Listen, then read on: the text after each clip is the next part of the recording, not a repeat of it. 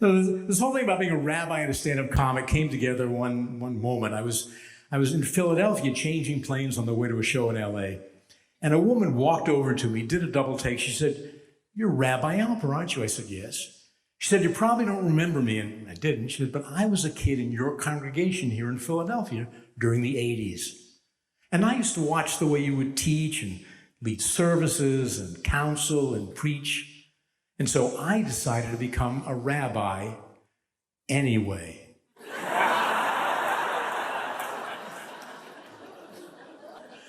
So I'm 78.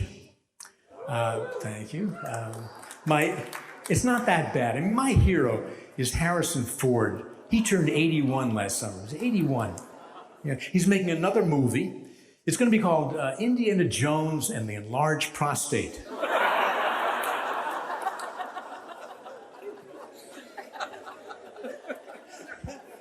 Well, they're going to test market that title. If that doesn't work, the backup one is Indiana Jones and the Reverse Mortgage. And he's got another project. Remember The Fugitive? The movie, not the TV, the movie The Fugitive? They're doing this in this latest episode. Dr. Richard Kimball flees assisted living.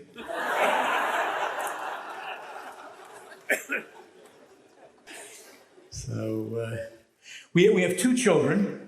We have an adorable 51-year-old, cutie patootie 47-year-old, both still in the gifted program, both still on my Verizon plan.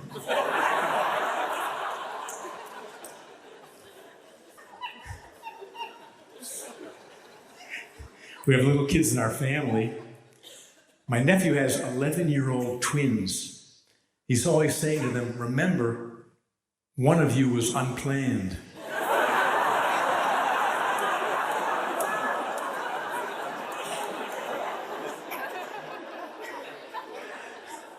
My neighbor has a 3-year-old. I called his house. She said, "My daddy took me to the animal zoo. My daddy's the best daddy in the world. I love my daddy." On the phone, I said, "Carl, enjoy her while she's stupid."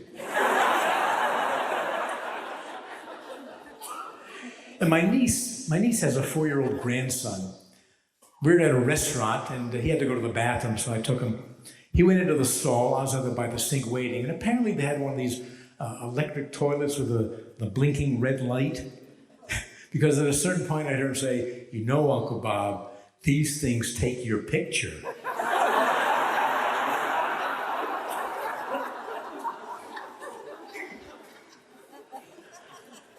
So after Giddy died, we waited about a year, and then we decided to adopt another dog.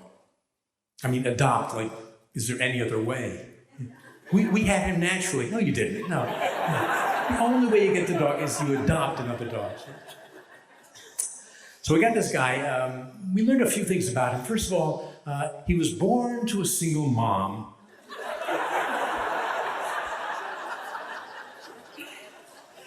And he came from Puerto Rico. There's a terrible dog problem in Puerto Rico. I mean, they're all over the place. They're lovely dogs, but they throw them off bridges. It's awful. They found the litter, and they rescued the litter, and they weaned them, and they eventually sent them to the United States for fostering, and we got him when he was 6 months old. Problem is, he arrived with the name Jesus.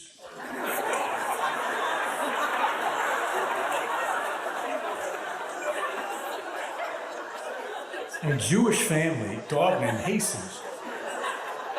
So we decided to compromise, and we called him Zeus. Zeus. Then if we had to get his attention, we'd say, "Hey, Zeus!" You know.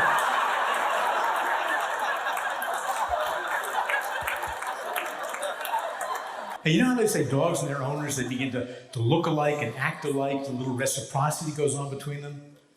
In our house, it's a little bit strange. Well, my dog gives me kisses, and my wife turns around 3 times before she sits.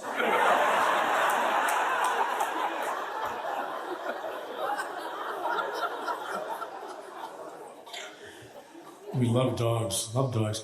One of the projects in our family is the Israel Guide Dog Center. I was part of it for a year. I actually officiated the wedding of the people who founded it. And they went on to found this. They produce 150 dogs a year, guide dogs, PTSD dogs, autistic child companion dogs. It's a wonderful place. And it turns out, if you donate a certain amount of money, you can name one of the dogs, which we did. I was visiting there. I saw the litter. They were really adorable. There was Mikey, Richard, Penny, Susan, and Rabbi Dr. Robert A. Alper.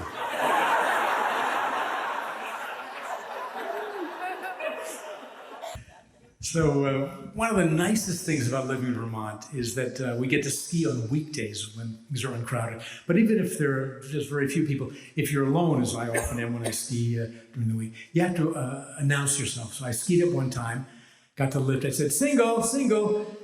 And I heard a voice behind me say, ever wonder why?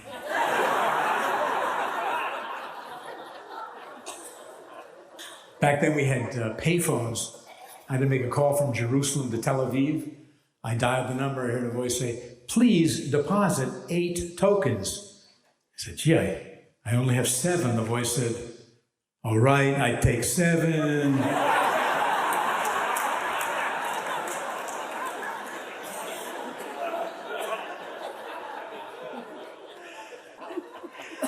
My first congregation after ordination was in Buffalo, New York.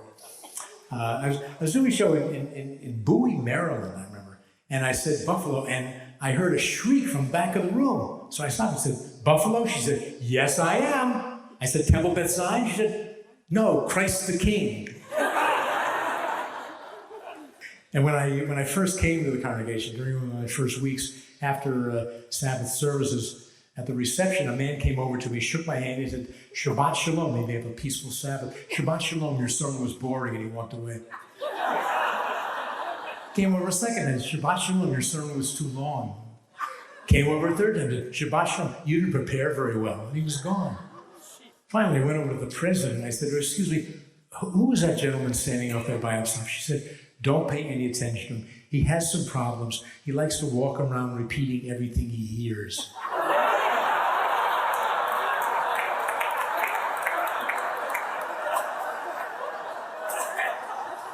The worst weddings have to be the outdoor summer events. I'm sure it doesn't happen down here in Florida, but in Philadelphia, people would select the location in the winter or spring and not anticipate how dreadful it is in Philadelphia in the middle of July.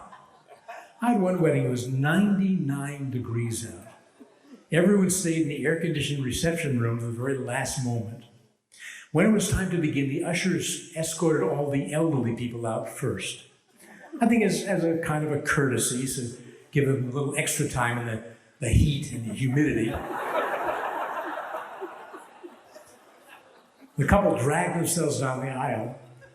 When they reached me, the bride looked at me imploringly. She said, Rabbi, it's so hot. Could you please make it a quick ceremony? I said, do you both want to be married? They said yes. I said, you are.